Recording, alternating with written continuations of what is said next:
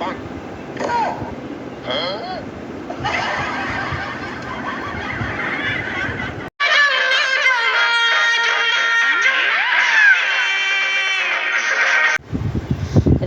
1:45 বাজে, ওই 1টা বাজতে 10 মিনিট বাকি। বাবা আর মেয়ে মিলে চুম্মা দে দে গান দেখছে। কি আর বলবো, অমিতাভ বচ্চনের ফ্যান ছোটোবেলা থেকেই, এত ছোটো বয়স থেকে। হায় ভগবান, এই দেখাই বাকি ছিল।